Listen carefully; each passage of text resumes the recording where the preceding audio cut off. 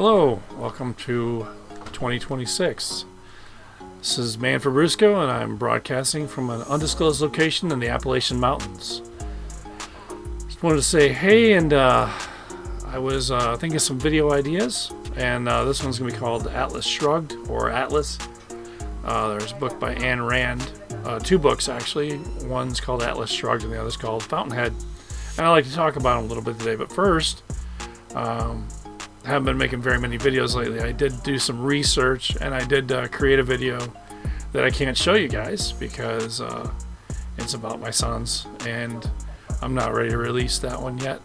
Anyway, and there's another video I could make. It's about my family. I can't release that one yet because it would make too many people angry, too many people who are still alive that it would hurt too badly, so I can't do that. Tried to make I did some research on the video about chemtrails. Let me throw that up there. The difference between a chemical trail in the air, and there you go, and a condensate trail, contrail from airplanes. The two things are different, but if you start saying chemtrails, YouTube will throw you off for being a conspiracy theorist or whatever.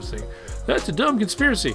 But actually, if you take a few minutes to look up weather modification companies, there are over 20 of them, and they contract to the U.S. government, they contract to other science agencies, and basically when you ask them the disbursement method for their weather modifications, they're doing weather experiments and modifications. They dump chemicals into the air just like a person would who is crop dusting a field.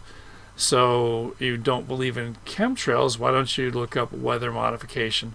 And if you use that slight change in your investigations, you will find probably something that will really make you upset. So anyway, I'm not doing a video on that because it's real easy for you to look that up yourself. And if I say anything, you won't believe me anyway. You gotta do your own research. I made a video called God Loves Israel with a question mark, and God Loves Russia, or God Hates Russia with a question mark. I found some things about Israel last year. And there's a good reason why there's a Jew-hating group of people, and people are very confused, but I'm not going to talk about that anymore either. I was going to look up agencies that you give money to for charity. Like, for instance, I was looking up American Cancer Society. I was looking up Bill and Linda Gates Fund or Foundation. Some other things, heart disease, cancer. After 100 years of being in business, why haven't they cured it yet? So you just keep giving them billions of dollars every year, and they haven't cured it. So I was putting my AI to the use, telling him to go search some stuff, and he comes back and everything's on the up and up. Their ratio to people that they serve, to the contributions they get, are great, and everything's fine, everything's lovely. But I don't know, I went through this charity thing. I used to give to a charity called Save the Storks, and what Save the Storks is they buy these buses or these vans, and they hang outside an abortion clinic, and if a woman coming to get her child aborted or to get an appointment for it, they give her a free physical screening in these vans, and these vans are like luxury vans. They're beautiful, and 90% of the women who see their baby in their womb, they don't want to abort it. It was a great idea. I met the founder. His name was Joe Baker. I met him at a Creation Film Festival, or Creation Music Festival in Pennsylvania, probably back in maybe 2013 or 2014. And I said, Joe, once I get money, I'm gonna contribute to your organization because I think it's a great idea. He was trying to get it off the ground. So a few years later, we've ended up, when we got enough money, got our houses straightened out. We were owning two houses at once because I transitioned from one location to another, and the company that I work for wouldn't buy my house. They said they were going to, and then they didn't. And so we were financially strapped for several years. But when we were done being financially strapped, we gave about 10% of our income to Save the Storks, or almost, and then some other of the income we gave to other charities that I know. One of them is Rhode Island. A friend of mine owns a mission in Rhode Island. Not a friend of mine, but a friend of mine's brother-in-law. Actually, he's a nice guy. But we knew where that money was going. Then the Love 146, we knew that money was going. But then we started going to these Save the Stork charity balls, which are trying to raise money, and they invite a lot of rich people there. And eventually, the last time we went, Mike Pence was there, vice president. Not anymore, and we found out later he was a jerk. That he was, I don't know, possibly the pedophile king of Indiana. And YouTube might strike that from me. That's what I heard. It's just a rumor. And he doesn't move when there's flies on his head, which is really weird. I didn't get to shake his hand. I was really close to shaking his hand, but I'm glad I didn't. Diamond and Soak were there before one of them passed away. They were a treat. They were fun.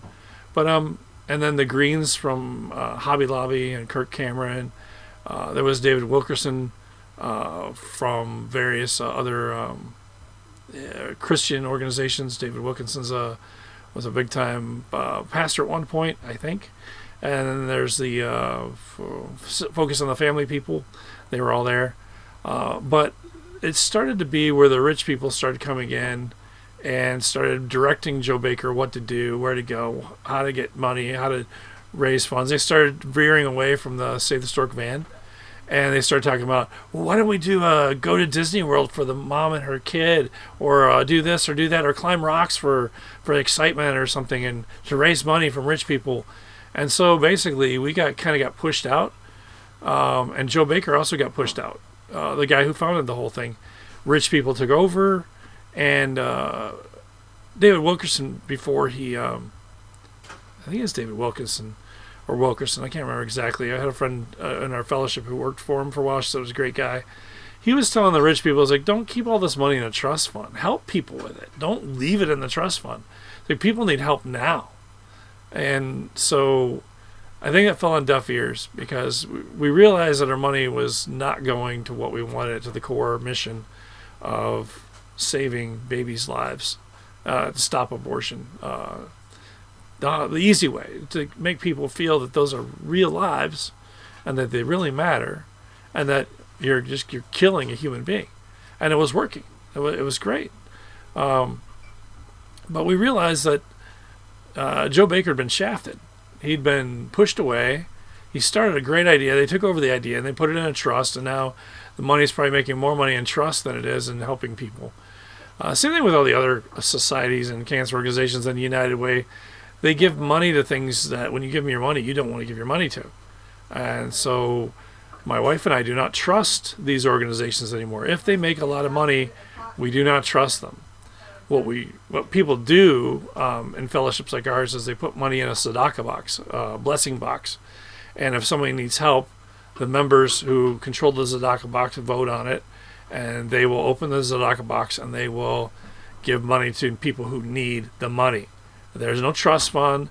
There's no 501(c)(3). They just give the money away. Getting to the point of my video, Atlas Shrugged, there's another thing I got to talk to you about. That my son Ian and I were at the January 6th in 2020 at the Washington, D.C. at the Capitol. And I found out that day, I mean, I had suspected it a long time, that news agencies were lying to us and that they're brainwashing us. But that day I really found out, because we were enjoying the rally, the Trump rally, and all of a sudden I'm getting these pages from people saying, "Are you okay? Are you okay? You're not in the Capitol, are you?" And everyone was all worried, and there was nothing going on. And then I get a call or a page from PJM, which is a reliability transmission operator for the country, saying that they're going to conservative ops because of the riots in Washington, D.C. And my son and I would not take my son in the middle of a riot. So we were trying to figure out what the heck is going on. And he made a video, and then YouTube took it down, about there was no riot. And the whole thing was just a joke. The fact that people went to prison for it for years, it makes me sick that they would stay in there for a lie. So I realized the news agencies weren't, I wasn't suspecting they were lying anymore. I was downright had proof that they were lying. And so what Trump was saying about fake news is correct, all of them. I mean, don't even believe Fox. Don't even believe America One News or the new ones that are coming up. Don't even believe Breitbart. They're all fake. Alex Jones is a tool for the government.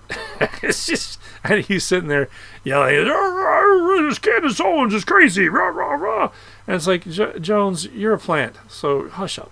Anyway, so that we don't have to be a part of this culture that's falling apart, and you don't know what to believe, you don't know who to believe, and what I'm going to tell you, you don't have to believe me or not. You can believe me or not. It doesn't really matter. What I'm saying is we need to create a culture that Ayn Rand created in her book Atlas Shrugged.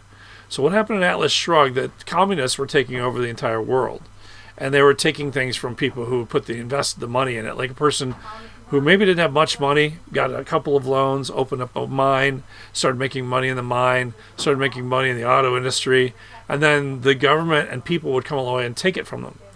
So what was happening, the main character's name was Dagny, and she was the executive for the railroad company. Her brother owned the railroad company because a woman couldn't be in control of a railroad company. Ayn Rand had this thing about, women being hated or whatever. She was from Russia, I believe, initially.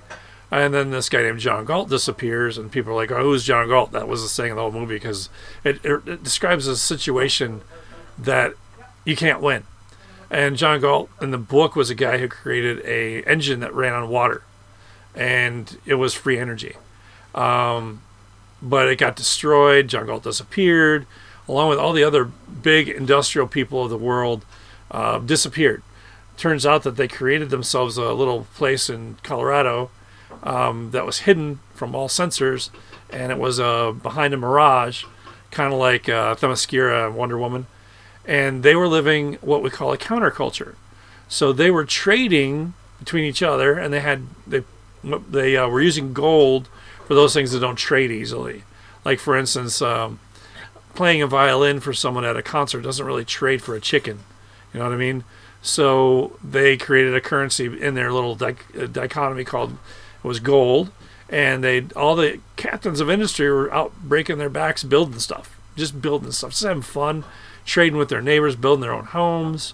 That's what we got to do. I mean, if you can't stand the lies and you don't know what to believe, what you have to do is to create a counterculture of people that you can trust and trade with. And trade is outside the limitations of the U.S. government. It's outside the limitations of anybody. But the thing is, you don't let them know that you're doing this. So I know some people that have an egg guy, a person they go get eggs from, not from the store. They got a person they get milk from, not from the store. And they got people that get cows from, goats, sheep, food, basically. And they learn how to process the food. And you watch all these preppers and all these off-the-grid people, and they're sort of getting it, but you need a community to survive. You need a community to stop. The best thing to do to the media, to the news, I mean, even President Trump sounds too good to be true, if you think about it. But I mean, you just live a life that doesn't involve the government. You don't ask for people's credentials. You don't ask for, building permits. You don't ask for stuff that is put upon you to destroy your life. Like, for instance, you say, well, I can't get someone who's not a certified mechanic. Then you got these old people living in a house that had a step broken for 10 years, and they probably hurt themselves because there's no handyman that's licensed to come and help them, because the handymen are making millions of dollars fixing rich people's houses. So what you do is you help these people, and what you do is create what I call an unreliability contract. So if I do work for you, it's definitely going to break. If I sell you food, it's definitely going to be poisoned. If I try to drive you to the store or something for some kind of reason, if you're going to trade me for something, or I'm just helping you out, we're definitely going to do our auto crash and wreck. So what you do is, when you get into a situation like this, you waive your rights, saying, yes, I'm going to buy your milk, and I know it's going to poison me, but I'm going to buy it anyway. And then if it doesn't poison you, you do business with them again. If someone fixes your step and it breaks in 5 days, you don't do business with them again. You don't call the government. You don't call the Better Business Bureau. You create a community, and that community begins to trust one another. And in order to survive in that community, you have to build up trust. And that trust is a valuable commodity. So what I would suggest is to read Ayn Rand's book, Atlas Shrugged. Read her book, Fountainhead. And what you should take away from that is that you can overcome all these lies, all this deceit, all this hatred. Basically, the best way to destroy liberals' arguments is to ignore them, to do something else. If they steal money from other thieves, they're not losing anything. But if you take yourself out of the picture, if you deny the battle, like Sun Tzu said, the best way to fight is to deny the battle and to take yourself out of the combat and to have an army that's invisible. What you do is have an army that's invisible, and even the FBI agents that try to join you, that will try to infiltrate and make it look like you have a violent organization, even they will be sympathetic and they will want to be part of this community. So, yeah, come on, all you FBI agents that want to join this counterculture. The best way to destroy evil right now is because evil's in charge, is to ignore it. To ignore them and only trade and do business with people that you trust. Guaranteed there are people out there that will sell you food. And guaranteed that they don't have a license. Guaranteed that there are people out there that will fix stuff for you. Guaranteed they don't have a license. And I'm guaranteed that there's people out there that can do some really crazy stuff with electrical engineering. And I'm pretty sure they don't have a license. So what you got to do is stop the Karens by ignoring them, ignoring permits, ignoring all this government hoo-ha that is trying to stop you from... It's making you a prisoner. Basically, you're held hostage. There's many other ways that you're held hostage, but I would suggest reading the book Atlas Shrugged by Ayn Rand. Start with there. It's a big book. There's a lot of preaching in it. You can skip past those parts. She makes her point without all the preaching. And the other thing you can do is you read Fountainhead, which is another story about the bureaucratic mechanism. Now, as far as the government's concerned, I don't have one of these countercultures. I mean, I'd love to build one, but you guys have pretty much blocked every avenue. But if more people get interested, avenues might open, and then we might even invite in the FBI agents that want to stop us, because they may realize the correctness of our path that we're choosing, the righteousness of our path. And I'm not talking about religious righteousness. I'm just, there's things that are right and there's things that are wrong.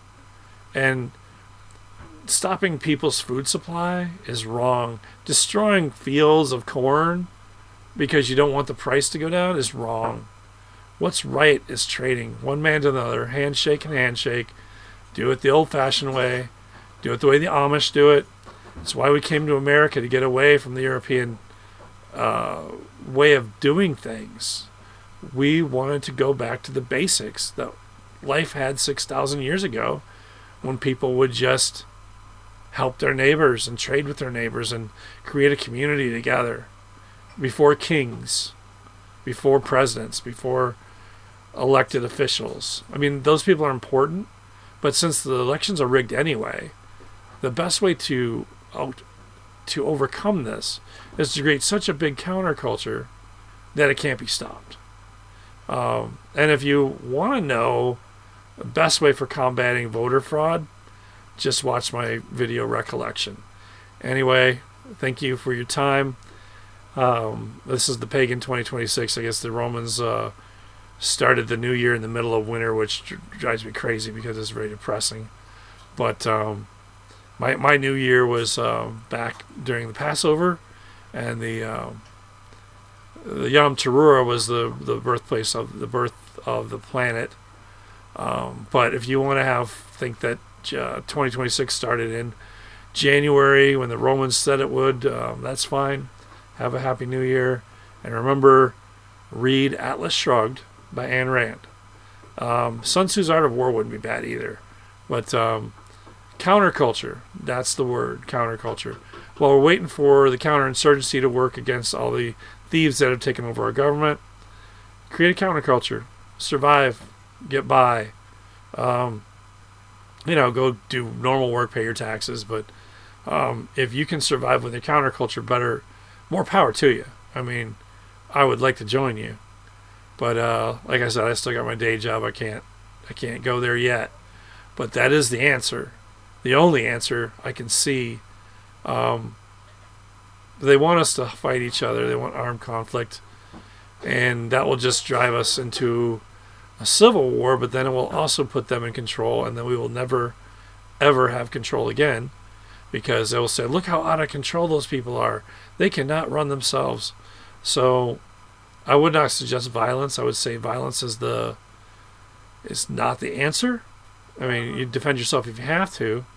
But here's a couple sayings that they have out here, and this is from my people that watch me from England and from Scotland, the British Isles. I know that people get arrested for attacking burglars or thieves that try to break in and steal their stuff, or for attacking guys who rape your daughters. What I would say to the British people out in the countryside, the common man, is to not call the police, to take care of it amongst your community. And I'm sure there's many people amongst the community that can help you deal with it. You just got to create a community, because the British government is not going to help you. And I don't know what happened to the great old Britain that I knew, but you guys need a Robin Hood. So I'll leave you at that. And I pray for the people of Britain. I pray for the people of Sweden. And I'm sorry that you guys are all caught up in watching the BitChute conspiracy theory videos.